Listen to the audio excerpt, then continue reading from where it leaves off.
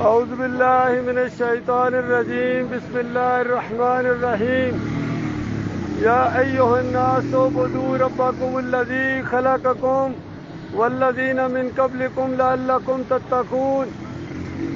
میرے پیارے قومی بھائیوں، آپ کے پاس آتے رہتے ہیں وقتاً فوقتاً یہ بات بتانے کے لیے کہ جو یہاں دنیا میں آیا ہے ہمیشہ کے لیے نہیں۔ ہر انسان نے موت کا ذائقہ چکھنا ہے، یہ یقینی بات ہے۔ جو آج ہیں کل یہاں نہ ہوں گے، اور مالک فرماتا ہے کہ مرنے کے بعد بات ختم نہیں ہوگی بلکہ اصلی مسئلہ شروع ہو جائے گا۔ حقیقی اور بھرپور جو بدلہ ہے وہ ملنے والا ہے قیامت کے دن۔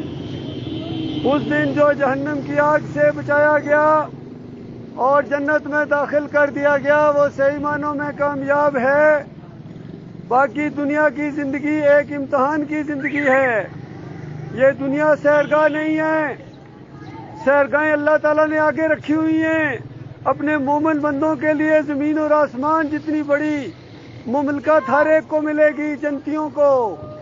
اگر آج دنیا کے اندر ایمان کا یہ امتحان پاس کر لیا تو اس کے بعد ہمیشہ کی عیش ہے، ہمیشہ کی جنت ہے۔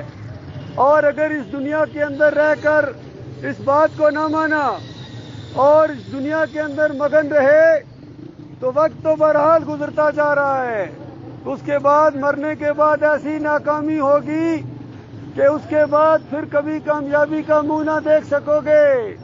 تو اللہ کے بندو، میرے بھائیوں، جنت حاصل کرنے کا بہت آسان طریقہ ہے۔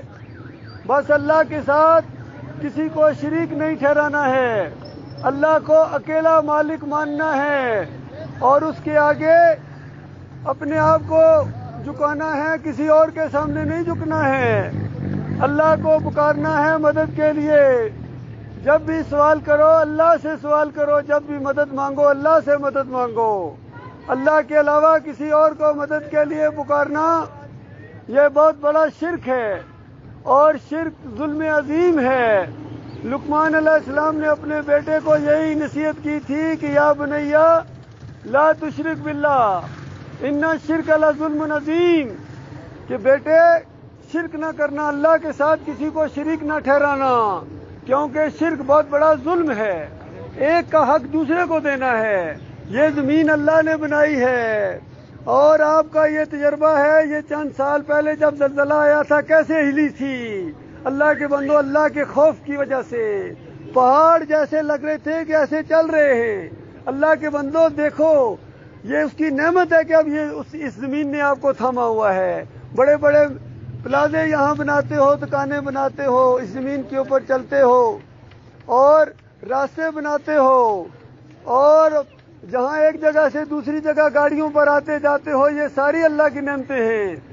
اللہ کی نعمتیں گننا چاہو تو شمار نہیں کر سکتے ہو، اور اس کے بدلے میں اللہ نے آپ سے صرف ایک ہی بات مانگی ہے، فَلَا تَجْعَلُوا لِلَّهِ أَنْدَادًا وَأَنْتُمْ تَعْلَمُونَ، کہ دیکھنا یہ نہ ہو جائے کہ اللہ کے ساتھ شریک نہ ٹھہرانا، اور تم جانتے ہو اللہ کا کوئی شریک نہیں ہے۔ لیکن افسوس ہوتا ہے کہ مسلمانوں کو کہا جا رہا ہے کہ اللہ کے ساتھ شرک نہ کرو، کیونکہ مسلمان کر رہے ہیں۔ ہر نماز کے اندر پڑھتے ہیں ایاک نعبد و ایاک نستعین، اے اللہ تیری عبادت کرتا ہوں، کرتا رہوں گا، یا اللہ تجھ سے مدد مانگتا ہوں، مانگتا رہوں گا۔ اسی نماز سے فارغ ہونے کے بعد پاؤں پھسلے، یا علی مدد، یا رسول اللہ مدد۔ اللہ کے بندو، اسی کا نام شرک ہے، اور یہ پکاریں لگاتے ہیں، بری بری امام بری، میری کھوٹی قسمت کرو کھری۔ اندازہ لگائیے، اس مسلمان کے منہ سے نکلتا ہے۔ پوچھو کھوٹی کس نے کی ہے؟ اس کا عقیدہ ہے کہ اللہ نے کھوٹی کی ہے، اور امام بری کھری کرے گا۔ اور اللہ کی کتاب کہتی ہے والذین یدعون من دون اللہ لا یخلقون شیئا وهم یخلقون اموات غیر احیاء وما یشعرون ایان یبعثون، کہ اللہ کے علاوہ جن جن کو پکارتے ہو، سنو میرے پیارے بھائیوں، قوم کے لوگوں، اللہ کے علاوہ جن جن کو پکارتے ہو، چاہے محی الدین چشتی کو پکارو، علی اجمیری کو پکارو، اور یا کسی اور بابے کو پکارو، یہ اموات غیر احیاء، یہ مر چکے ہیں، ان کے اندر زندگی کی رمق تک باقی نہیں ہے، یہ تمہاری دستگیری نہیں کرتے ہیں، یہ تمہاری مشکل کشائی نہیں کرتے۔ اللہ کے بندو وَهُمْ عَنْ دُعَائِهِمْ غَافِلُونَ، تمہاری دعاؤں سے غافل پڑے ہیں۔ قیامت سے پہلے کوئی میت سر نہیں اٹھا سکتی ہے۔ کبھی آپ نے سنا ہو کوئی واپس آیا ہو؟ کوئی نہیں آتا ہے، یہ اللہ کی کتاب کا فیصلہ ہے۔ اللہ کے بندو، آج جو پوری دنیا میں مسلمانوں کی درگت بنی ہوئی ہے وہ اسی شرک کی وجہ سے ہے۔ اگر تم اللہ کے ساتھ شرک نہ کرو، اللہ کو اپنا اکیلا معبود مانو، اس طرح جس طرح آخری نبی محمد صلی اللہ علیہ وآلہ وسلم نے بتایا تھا، جس طرح صحابہ اکرام نے ایمان اختیار کیا، اللہ تعالیٰ نے ان کی طرف اشارہ کر کے کہا تھا کہ ان کی طرح ایمان لاؤ، تب تمہارا ایمان ایمان ہے، ورنہ تمہارا ایمان کوئی ضرورت نہیں ہے اللہ تعالیٰ کو۔ مالک فرماتا ہے وَمَا يُؤْمِنُ أَكْثَرُهُم بِاللَّهِ إِلَّا وَهُمْ مُشْرِكُونَ، اکثریت انسانوں کی اس طرح اللہ کے اوپر ایمان لاتی ہے، اس طرح اللہ کو مانتی ہے، إِلَّا وَهُمْ مُشْرِكُونَ، کے ساتھ ساتھ شرک بھی کرتے ہیں، اللہ کے ساتھ شریک ٹھہراتے ہیں۔ تب اللہ تعالیٰ نے مارا ہے، پکڑا ہے تمہیں، اندر والا بھی مارتا ہے اور باہر والا بھی مارتا ہے، کہیں تمہیں سکون نہیں ہے۔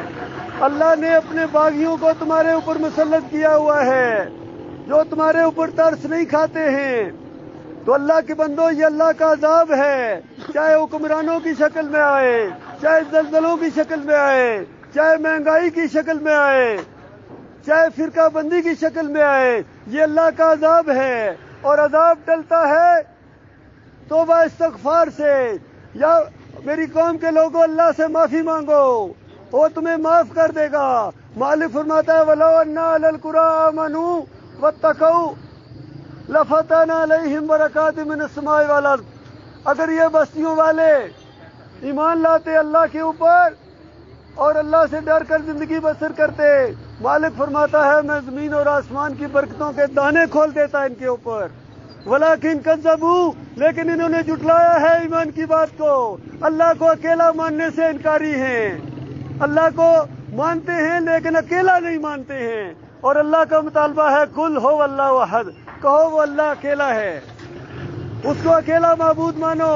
اللہ داتا ہے، لاہور والا داتا نہیں ہے، اللہ مشکل کشا ہے، علی رضی اللہ تعالیٰ عنہ مشکل کشا نہیں ہے، وہ اللہ کے نیک بندے ہیں، مشکل کشا نہیں ہے، حاجت روا نہیں ہے۔ اللہ مشکل کشا ہے، اللہ حاجت روا ہے، وہ بیڑے پار لگاتا ہے، وہ بیٹے اور بیٹیاں دیتا ہے، جس کو چاہتا ہے بیٹے دیتا ہے، جس کو چاہتا ہے بیٹیاں دیتا ہے، جس کو چاہتا ہے ملی جلی اولاد دیتا ہے، اور جس کو چاہتا ہے کچھ نہیں دیتا ہے، بانچ رکھتا ہے، جس سے چاہتا ہے حکومت چھین لیتا ہے، اور جس کو چاہتا ہے حکومت دیتا ہے۔ اللہ کے بندو، یہ وہ باتیں ہیں جو آپ نے اپنے گھروں میں رکھی ہوئی، یہ پڑھتے نہیں ہو۔ اگر آپ قرآن کو پڑھتے تو کبھی آپ ان پیروں کے چکروں میں نہ آتے، ان مولویوں کے چکروں میں نہ آتے۔ یہ مولوی اور یہ پیر اپنی دنیا کی خاطر تمہاری آخرت برباد کر رہے ہیں۔ ہم مولوی نہیں ہیں، ہم چندہ مانگنے نہیں آئے ہیں، راولا کوٹ کے بھائیوں، ہم آپ سے ووٹ مانگنے نہیں آئے ہیں، ہم آپ کے خیر خواہ ہیں۔ اپنی کھالوں کو جہنم کی آگ سے بچا لو، اپنے بیوی بچوں کو جہنم کی آگ سے بچا لو۔ بڑی شدید آگ ہے، کیسے برداشت کرو گے؟ کیونکہ لازم ہو جاتی ہے آگ اس بندے کے اوپر جو شرک کرتے ہوئے مرتا ہے۔ نبی صلی اللہ علیہ وآلہ وسلم نے فرمایا من مات یشرک باللہ شیء دخل النار، جس نے شرک کیا، ذرا برابر شرک کیا اور اس کی موت آ گئی، وہ آگ کے اندر گویا چلا گیا۔ نمازوں کے باوجود، حج اور عمرے کے باوجود سارے نیک اعمال منہ کے اوپر دے مارے جاتے ہیں شرک کی وجہ سے۔ میرے بھائیوں، اپنی ذمہ داری کو پہچانو اور اس دعوت کو لے کر اٹھو، پوری دنیا میں یہ دعوت پھیلاؤ کہ الہکم الہ واحد لا الہ الا هو الرحمن الرحیم، کہ لوگوں تمہارا ایک مالک ہے، تمہارا ایک داتا ہے، تمہارا ایک دستگیر ہے۔ میرے پیارے بھائیوں، یہ مختصر سی بات تھی جو ہم آپ کو بتانے آئے تھے۔ مانو گے اپنا بھلا کرو گے، نہیں مانو گے تو اللہ تعالیٰ بے نیاز ہے، اس کو پھر تمہاری کوئی ضرورت نہیں ہے، وہ ایسے کچرے کو جہنم کی آگ کے اندر پھینک دے گا، ہمیشہ ہمیشہ وہاں جلو گے، چلاؤ گے چیخو گے واپس نہیں آ سکو گے۔ اللہ تعالیٰ اس خوفناک انجام سے اپنی پناہ میں رکھے۔